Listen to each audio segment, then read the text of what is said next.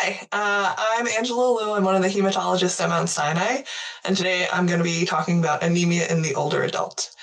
These are slides that have been adapted from last year's slides. I have no disclosures. The objectives for today are to review the presentation of anemia in the older adult, to discuss diagnostic approach and considerations, and to review management for common etiologies of anemia in the older adult. So anemia is defined as hemoglobin of less than 13 in men and less than 12 in women. This is based on the World Health Organization criteria from 1968. A lot of this data was not based on individuals that were older than 65 years old, so it may not be applicable to older individuals. A more recent national survey was from the NHANES, where they found that over 65 people over 65, a portion of them were anemic, and they suggested that the thresholds for anemia should be, a little higher. So in whites, hemoglobin of 13.2 in men and 12.2 in women. In blacks, hemoglobin of 12.7 in men and 11.5 in women. And people with lower levels of hemoglobin often had an underlying etiology. So the prevalence of anemia vary widely in the literature. It goes from 8 to 25% of community-dwelling older adults based on the NHANES. For people older than 65, 11% of men and 10.2% of women were found to be anemic. And for those older than 85, a greater portion, 26% of men and 20% of women, were found to have anemia. Why is this important?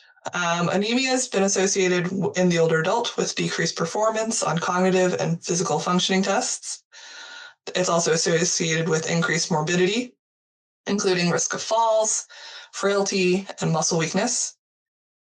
And it does correlate with increased mortality, though it's kind of difficult to ascertain how much was related to the anemia itself or to the underlying cause.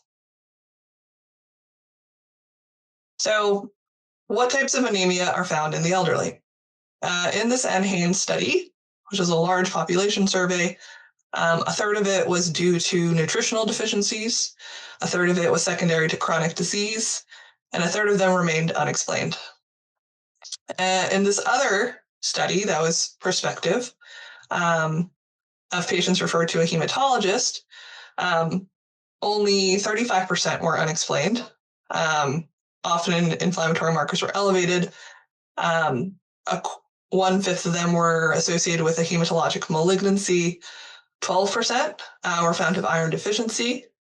11% were due to like a solid oncologic problem and treatment for it.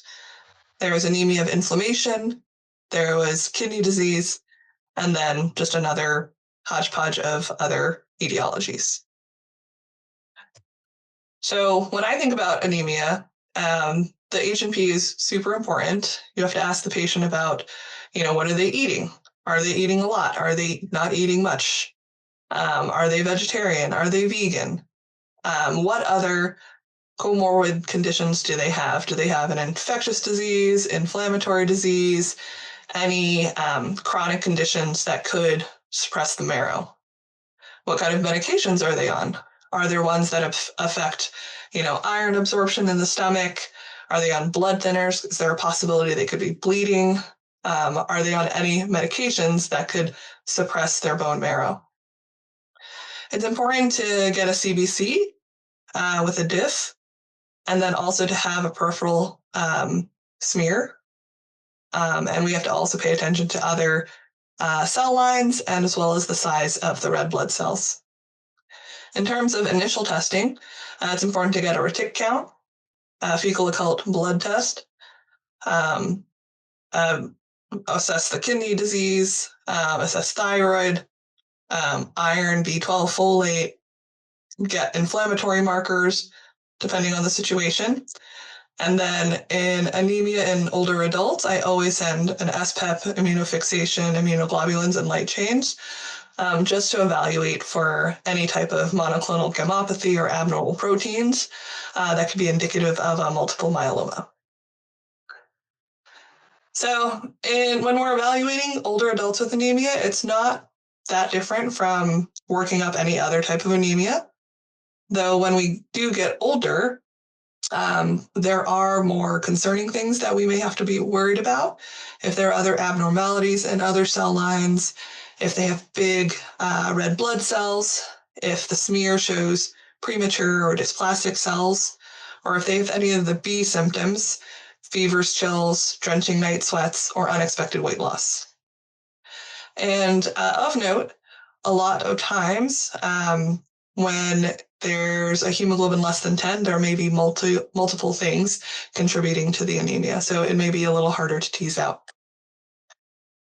So one approach that I usually do is like the quick and dirty version of when I look at labs for anemia. I look at the MCV, which tells you how big the red blood cells are. If they're less than 80, if the MCV is less than 80, it's called microcytic. If it's greater than 100, it's macrocytic. And if it's somewhere in between, it's normocytic. When it's microcytic, it's usually one of three things: iron deficiency anemia, anemia of chronic disease or illness or inflammation, or thalassemias. Very rarely do you catch protoporphyrias, lead poisoning, zinc or copper deficiency, but it is possible. And then sometimes we use the Mentzner index to distinguish between iron deficiency anemia and thalassemias. This looks at how big the red blood cells are versus how many there are. In thalassemia, you'll have very small red blood cells and a lot of them.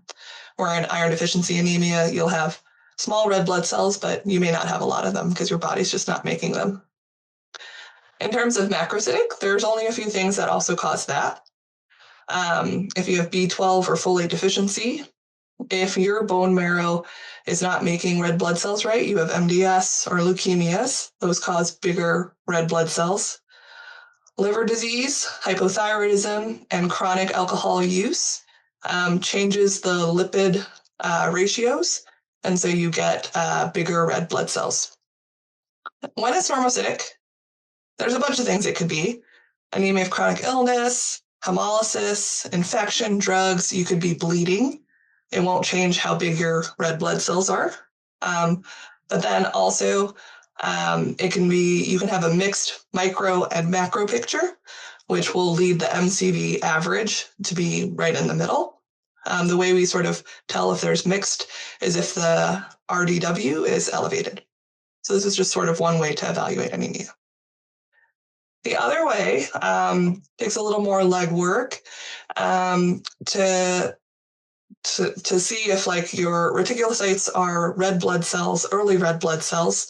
When your body's trying to make a lot, some of them spill out into the periphery, and then you'll see reticulocytes on your blood count. When your reticulocyte, you calculate the reticulocyte index, which requires like the hematocrit and the reticulocyte count and the hemoglobin. And so if you have a low reticulocyte count, that means you're not making enough reticulocytes for the degree of anemia that you have.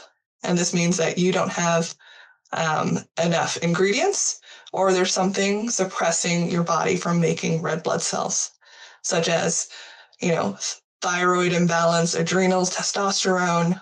You have decreased EPO drive because of kidney disease, liver disease. If you're missing any of the ingredients to make red blood cells, either through, you're not getting enough in or you're not absorbing enough, then you won't have enough oomph to make more red blood cells and your reticulocyte index will be low. If there are things suppressing your marrow from making red blood cells, such as meds, toxins, infection, inflammation, cancers, then your reticulocyte count will be low. On the flip side, if you have an adequate response to the anemia, it indicates that you're losing red blood cells through bleeding, whether it's internal, external, or, iatrogenic through blood draws, or the red blood cells are getting destroyed and your body still has enough ingredients and it's just going to crank them out. So, for instance, it happens in hemolysis, infections, autoimmune disease, and sometimes when your spleen is really big, it just catches some red blood cells and then destroys them.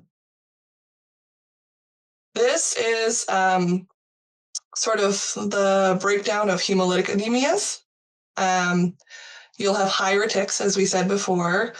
Haptoglobin will be low, and then you sort of get all these tests to sort of rule out or rule in some of these things. So there are some defects within the red blood cell that cause the cells to hemolyze, and that would be membrane defects, enzyme defects, and hemoglobinopathies. Sometimes there are outside things that are causing the red blood cells to hemolyze. They can be destroyed in the blood vessels or by the spleen, liver, and lymph nodes. And some examples of these are DIC, which is when you have activation of all your coagulation things, and then you get sharing of your red blood cells, as well as some other things. DIC is very common in the hospital. And then the emergencies are TTP, HUS, heparin-induced thrombocytopenia, and HELP. And you'll see some hemolytic anemias in those cases. I also want to talk a little bit about what I call the anemia plus syndromes, where, when you have anemia by itself, there's only a few things it could be: bleeding, hemolysis, chronic disease, and hemoglobinopathies. However, if you have anemia plus a coagulopathy, then you can think about DIC, liver disease, nutritional deficiencies. If you have anemia plus thrombocytopenia, you always have to rule out microangiopathic hemolysis, infections, liver disease, splenomegaly. When you have pancytopenia, when all cell lines are down, you always have to think about hematologic malignancies, nutritional deficiencies, really, really bad acute severe illness, maybe some liver disease. And so this sort of just helps differentiate different types of anemia. So let's talk about a case. We have a 70-year-old man with hypertension on hydrochlorothiazide. He presents for his annual with a complaint of mild fatigue. He denies any symptoms of anemia: no lightheadedness, chest pain, no palpitations or dyspnea. His exam is pretty unremarkable. He's got no hepatosplenomegaly. And on labs, you find that the white count is normal. The hemoglobin is anemic, so 9.8. His platelets are elevated at 595. His MCV is low at 64. RDW is normal. And his retic count, if you're anemic, your retic count should be elevated, but his is inappropriately normal. And so we have to think about what could be happening. So I'll give you like 5 seconds to sort of appreciate this slide from this person. And so you'll notice that these red blood cells are small. So a normal red blood cell should be the same size as a mature lymphocyte, which is seen right down right here. But these red blood cells are smaller than that. So in that case, we call it microcytic. And you can see that the red rim around these red blood cells are pretty thin. It should take up 1 to 2/3 of the red blood cell. But because there's more white in the middle, we say that it has central pallor, and this is very suggestive of iron deficiency anemia. So how do we interpret iron studies? 2 of the biggest things that we have to sort of figure out is whether this is due to iron deficiency anemia or anemia of chronic disease or inflammation. So in iron deficiency anemia, the main problem is that you don't have enough iron in your body. So serum iron will be low. The transferrin, or the TIBC, is sort of the body's iron binding capacity. It'll go up because it wants to increase its iron binding capacity to try to suck up as much iron as it can. The iron stores will be low. The ferritin will be low because you've used up all your iron. And the percent SAT, which is based off of the serum iron, will also be very low. On the other side, anemia of chronic disease or chronic inflammation, the main problem is that you have, this increased hepcidin, which is an acute phase reactant, which tells the body to stop circulating iron, increase the iron storage, don't let the macrophages release their iron, because the thought is that, bacteria, inflammation love iron. And so if you get rid of it in the bloodstream, you won't worsen your infection. So ferritin will be very high in patients with anemia of chronic disease or inflammation. The iron will be low. The total iron binding capacity will be low because your body does not want to circulate any iron.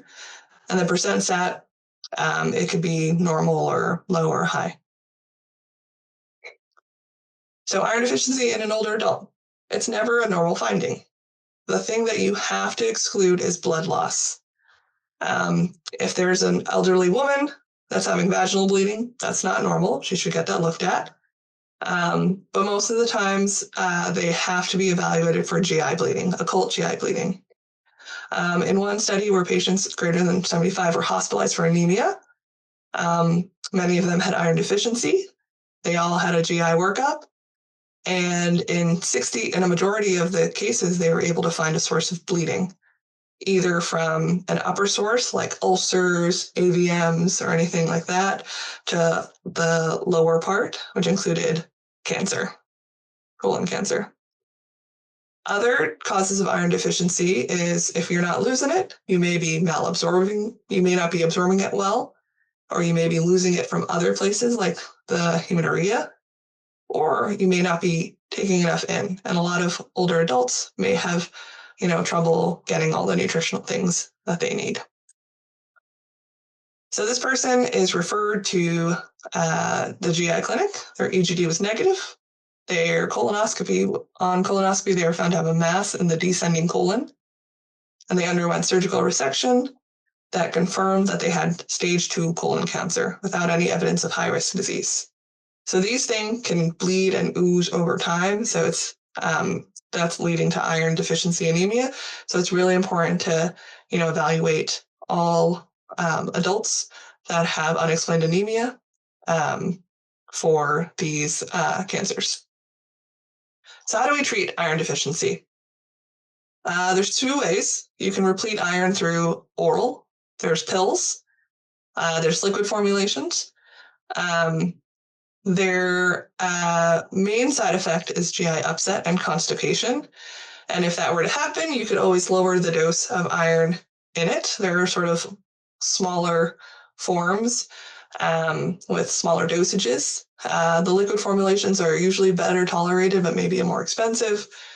And if people can't tolerate their oral iron, you give them a trial of like 1 to 3 months. And if nothing changes, then you can send them to hematology or set up IV iron transfusions, which are given maybe like once or twice a year, that will replete all their iron and bypass the gut. So case 2, we have a 69-year-old man with a history of hypertension, also on hydrochlorothiazide and BPH. He presents with complaints of right knee pain and swelling. He has some signs of anemia, decreased exercise tolerance with pain and stiffness in his right knee over the past 3 weeks. Pain is exacerbated by movement. On exam, vitals are stable, but his right knee is red, it's swollen, and he has firm rubbery nodules over his elbows. Labs are very similar to last time. Hemoglobin's about 9.8. Platelets are a little high. His MCV is actually normal, 83. His RDW is normal. His retic, again, is inappropriately normal for this degree of anemia. It should be higher than 2. And you'll see that his iron studies show low iron, low TIBC, high ferritin, his uric acid's high, and his inflammatory marker, the ESR, is very high. And so this person has anemia of chronic disease. This usually leads to mild to moderate normocytic anemia with low retic count. It should be suspected in someone with chronic infectious, inflammatory, or malignant disease. We talked about the iron studies and how ESR CRP might be helpful. And to treat it, you treat the underlying disease. And sometimes you can't, so you just have to monitor. Sometimes, if they have a lot of these things going on, it can lead to hemoglobin low enough to require transfusion. And in that case, you can, give them blood as needed. So we talked about the mechanism of it, how when you're really inflamed, hepcidin comes out and tells your body to stop absorbing iron, stop your macrophages from releasing iron, and they may even suppress, more red blood cell growth in the presence of this inflammation. Cytokines involved are IL-1, 6 TNF-alpha, and it leads to a relative decrease in EPO levels, the hormone that tells your body to make more red blood cells. So EPO, recombinant erythropoietin, is sort of the hormone that we can give to tell your body to make more red blood cells and treat the anemia. It's off-label for anemia of chronic disease and MDS with symptomatic anemia, but it is approved for people with chronic renal failure, cancer patients receiving chemotherapy leading to anemia, HIV patients with zidovudine, and those who are undergoing surgery that may not want to take too much blood transfusions. The caveat of these EPOs, or these erythropoietin stimulating agents, ESAs, is that one, they're kind of slow to act. It may take a couple weeks to see an effect, and the effects are usually pretty modest, like 1 to 2 units of hemoglobin. But they can also increase the risk for cancer patients, tumor growth, and shorten survival in cancer patients.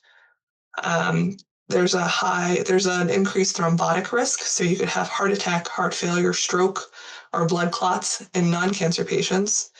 And so when we use it, we use the lowest dose that'll get us to our goal, which is less than 11, above 10 and less than 11. The reason why we don't target it higher is because the higher goal we have, the more increased risk of thrombosis and heart attacks. So for case 3, moving on to case 3, we have a 73-year-old female with GERD, managed with omeprazole. She presents for her routine annual. She has no complaints. Exam is normal. White count is a little on the lower end of normal, 4.4. Hemoglobin's a little anemic at 10.8. Her platelets are a little low at 138,000. MCV is high at 102. Chem7's normal. And her tick count, again, should be elevated, but it's not. It's 1.5%, so inappropriately normal. You can look at the slide for 5 seconds.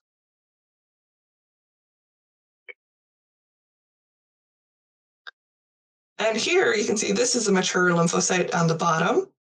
And you can see that these red blood cells are about the same size, and some of them are even bigger, like this one and this one. These are bigger than those. And then you can also see here, which is a telltale sign, that this is a hypersegmented neutrophil. A neutrophil is a white blood cell that should only have 3 to 5 lobes, but this one has 1, 2, 3, 4, 5, 6 lobes. And that's too many, and that's really indicative of a megaloblastic process, which means that this person has either folate or B12 deficiency. More commonly, people have B12 deficiencies. You can see macrocytic anemia. If it's very long-standing, you can develop neurologic symptoms. And then from the nutritional deficiency, you may also see glossitis, which is a big tongue. It'll take years to cause clinical significance. We're able to catch it pretty early when someone becomes anemic. In B12 deficiency, both the MMA and the homocysteine are elevated. In folate deficiency, the homocysteine is elevated and the MMA is normal. So that's how you sort of distinguish between the two. B12 deficiency can be caused by a few things. You can have pernicious anemia. You can have gastric resection, history of gastric resection, atrophic gastritis. You could have small bowel disease, which causes impaired malabsorption. When B12 and intrinsic factor meet, they get absorbed in the ileal ileum. And so if that area gets resected or bypassed, then you will have B12 deficiency. If your enzymes don't work as well, if you're a strict vegan, you may get B12 deficiency. And there's some medications like PPIs and metformin, which impair B12 absorption. So pernicious anemia, it's B12 deficiency that's caused by antibodies. So they can be against intrinsic factor, they can be against the parietal cells. You may have elevated gastrin or pepsinogen in the stomach. You may also have chronic atrophic gastritis, but you won't know until you do the EGD. But somebody with pernicious anemia may or may not need an EGD to see if they have this gastric cancer. Some people do it, but there's low quality evidence to support this practice because one does not always lead to the other. So how do we treat B12 deficiency? Again, there's two ways. There's the oral version, and there's like an intramuscular version. When the B12 deficiency is very severe, we think about repleting through the muscle, so intramuscular injections. But sometimes even the oral version is adequate. So we usually recommend doing a sublingual B12 supplement, and the tablet goes under your tongue, bypasses the whole gut, goes straight into your bloodstream, and so theoretically, it should also replete your B12 quick. So case 4, we have an 80-year-old male with hypertension on atenolol, and he's developed increasing dyspnea on exertion, palpitations, fatigue, and dizziness over 1 to 2 months. On exam, he's hypotensive, 96/52. He's tachycardic, pulse is 110. He looks frail, pale. His heart's beating fast. He's got a flow systolic murmur. His organs look okay. And on labs, you see that he's got a low white count, 3.2. ANC is barely protective against bacterial infections. Hemoglobin 8.7.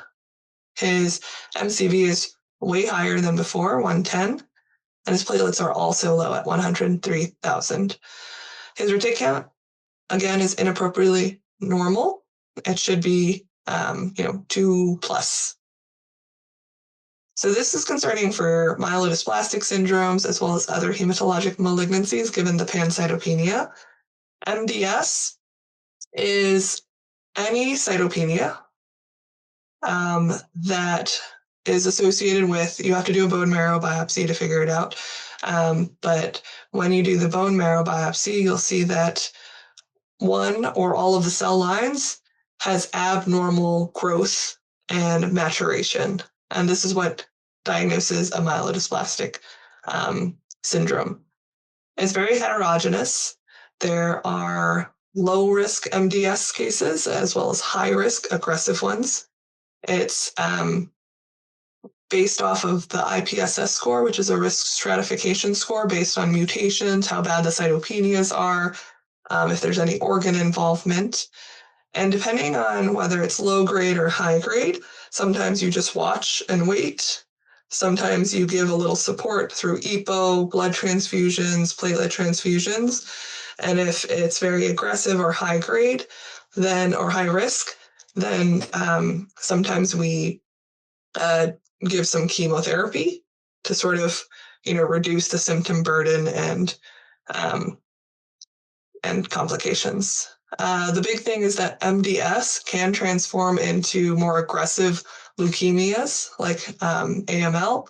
And so we just always have to, if you're watching someone with MDS, always be aware that that's a possibility. So if there are any worsening cytopenias or worsening symptoms, always think about AML. Other things to consider when we're thinking about anemia is anemia of renal disease. Anybody with CKD 3, 4, 5, end-stage renal may have anemia from their kidneys.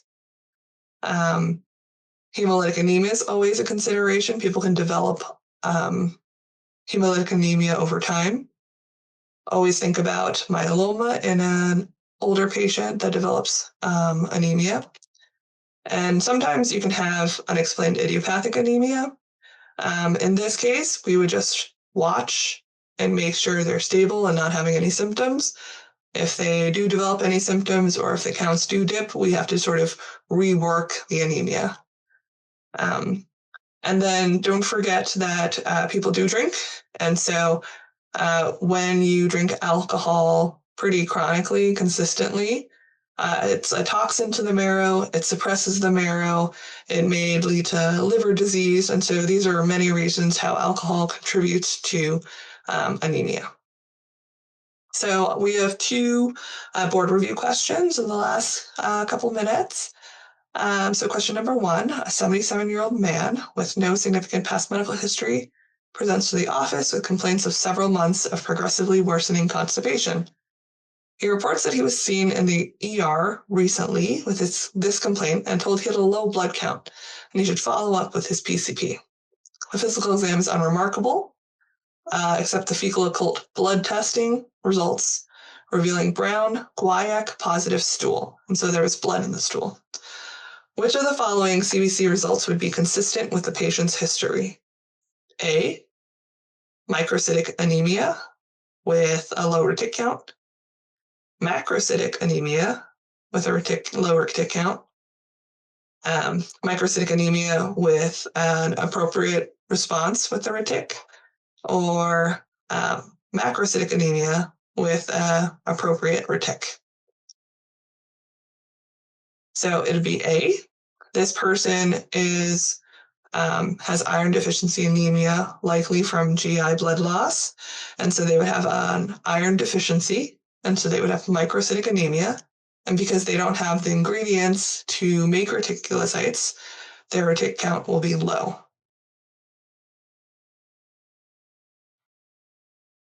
Question 2. So we have an 87-year-old woman who presents with complaints of 4-month history of numbness and tingling in her feet. Her past medical history is significant only for hypothyroidism, for which she takes Synthroid. She's on no other medications. She eats a normal diet, has had no weight loss, and does not drink alcohol. Physical exam is remarkable for pale conjunctiva and decreased vibratory sense in her toes. Labs reveal that the white count is a little low at 3.9, hemoglobin is low at 7.8, the MCV is elevated at 106, platelets are also low at 88, vitamin B12 is very low at 100, and the MMA is elevated. What is the most appropriate treatment for this patient?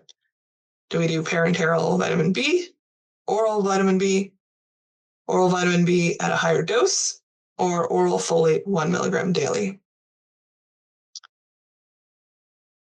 So this person has, severe vitamin B12 deficiency with neurologic symptoms.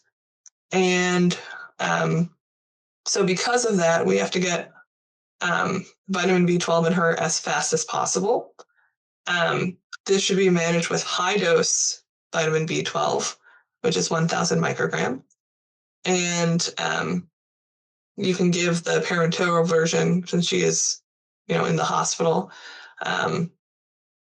And we know it'll go in. She doesn't have to take it by mouth. And so that is the answer. So the key takeaways, anemia in an older adult is never normal.